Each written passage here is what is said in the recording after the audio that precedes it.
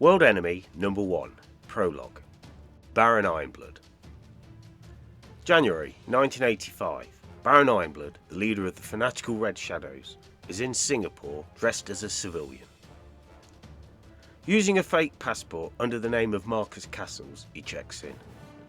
When asked the purpose of his visit, business or pleasure, he simply replies, "A little of both." Later that evening, the Baron conducts a video conference call with a Thai banker in Bangkok and a Swiss banker in Geneva.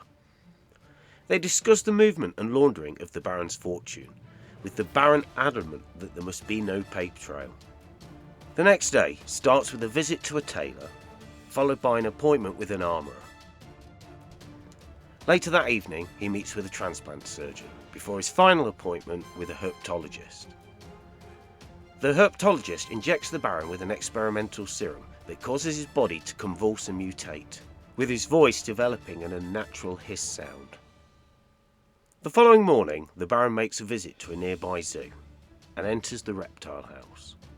Unseen, he hides himself in a nearby maintenance room and waits till nightfall.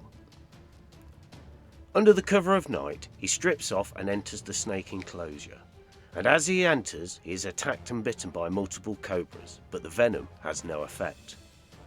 The Baron then commands the snakes to be still, and to his amazement, they obey. He then sits quietly amongst the snakes and waits for the zoo to reopen. In the morning, the Baron redresses and leaves the zoo unnoticed. Later that evening, the Baron meets with the transplant surgeon for a fitting of a new faceplate. The faceplate is lined with explosives which would detonate if the mask is removed without the proper code. Then the armourer, who equips him with a new battle helmet and a ring that shoots venom. And finally, he visits a herpetologist for his final round of inoculations. The following day, the Baron starts his day with a visit to the wholesale tailor, who confirms the dispatch of the Baron's goods to the coordinates given. However, once the transaction is completed, the tailor drops dead after being injected with a syringe loaded with cobra venom.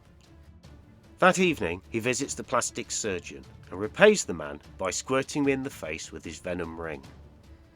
And after that, a quick visit to repay the armourer. His reward, to be shot at point blank range by a pistol designed by Red Laser. And finally, the herpetologist, who is killed by a car bomb, leaving no loose ends.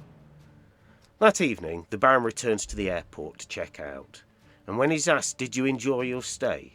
the Baron hisses back, "Yes, thank you.